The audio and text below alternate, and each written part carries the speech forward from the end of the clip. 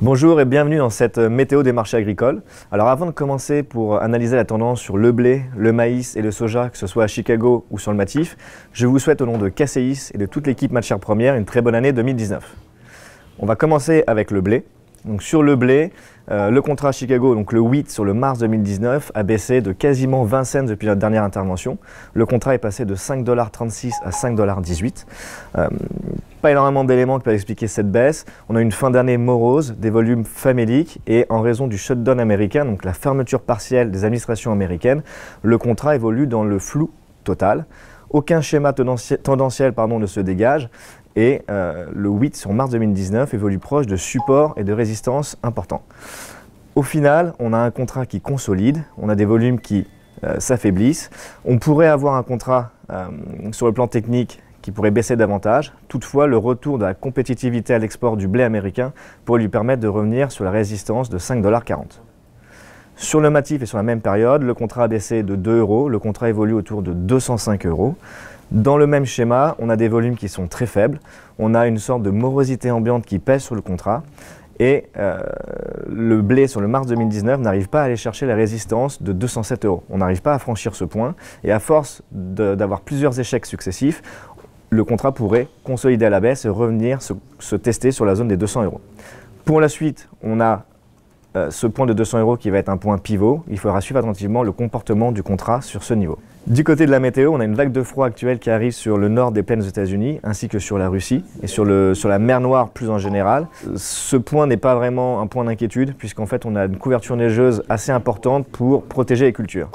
Il faudra quand même suivre les imprévus météorologiques. En cas de surprise, on pourrait avoir un contrat qui pourrait payer une prime de risque. On poursuit avec le maïs. Sur le maïs, le climat est plutôt nuageux. Depuis notre dernière intervention, le corn américain a consolidé autour des 3,80 $. On a eu un test du support clé à 3,70 $ sur la fin de l'année. Puis le contrat a réussi à retrouver les catalyseurs nécessaires pour remonter sur le point de 3,80 $. Il faudra suivre attentivement ce point. Sur le plan technique, on a plutôt une orientation haussière. On aura également un bon retour de la compétitivité sur le marché physique du maïs américain, ce qui pourrait permettre au contrat de venir chercher la zone de 3,90 $ sous la moyenne mobile à 200 jours, voire pourquoi pas envisager le test de la résistance clé à 4 $. Attention toutefois, le flou actuel sur la situation du shutdown des États-Unis et les tensions persistantes entre la Chine et les États-Unis pourraient venir impacter un petit peu le contrat. À côté de ça, on a des zones de production qui sont toujours sur l'Amérique du Sud et qui devraient encore envisager des productions importantes, ce qui pourrait également venir impacter le contrat à la baisse. On poursuit sur le maïs sur le Matif. Le contrat, lui, a légèrement progressé de 2 € pour revenir s'échanger autour de 180-181 €. Sur le plan technique, le contrat a réussi à revenir au-dessus de la résistance clé de 180 €. Pour demain, pour les prochains jours, l'idée, c'est sur le plan technique, le contrat puisse venir aller tester la zone de 183 €. En cas de réussite, on pourrait alors envisager un contrat autour de 185 €.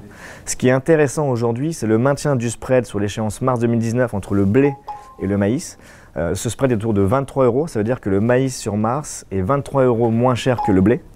Et donc les FAB pourraient davantage utiliser le maïs, et donc du maïs local ou d'importation, ce qui laisse un disponible exportable sur le blé beaucoup plus important. Et ça serait intéressant de voir ce point pour la suite de la campagne.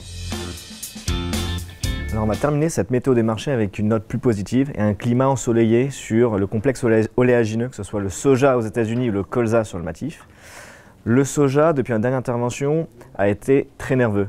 On a le contrat en fait, qui a été chercher le point bas de 8,81 $ sur l'échéance mars, mi-décembre, avant de remonter en début d'année et d'enchaîner plusieurs sessions à la hausse pour aller chercher la zone des 9,15 $. La remontée des cours s'est faite grâce à un réchauffement des relations entre la Chine et les États-Unis, ce qui s'est fait ressentir immédiatement sur le contrat.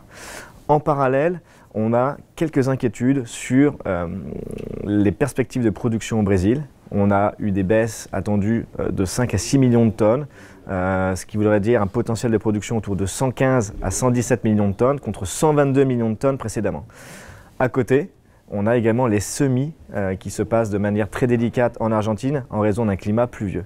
Donc finalement, on a les tensions entre la Chine et les États-Unis et ce réchauffement qui a permis au contrat de rebondir un petit peu, et puis les quelques inquiétudes sur la météo qui viennent apporter une sorte de prime de risque au contrat. Pour la suite et sur le plan technique, on pourrait avoir un contrat soja qui pourrait venir chercher la zone des 9,40 $, niveau de sa première résistance. On poursuit notre météo sur le colza matif, sur le contrat mai 2019. Depuis notre dernière intervention, le contrat a consolidé autour de 2 €. Toutefois, après avoir touché un point bas en fin d'année à 365,25 €, le contrat a retrouvé le catalyseur nécessaire pour remonter au-dessus de 370 et s'échanger autour de 373,25 ce matin. Pour la suite, on s'attend davantage à une zone de consolidation des prix autour de 375 €. Les stocks élevés au plus haut depuis 2011-2012, ainsi que les prix élevés de l'huile de colza par rapport aux palmes pourraient peser sur la suite de la tendance.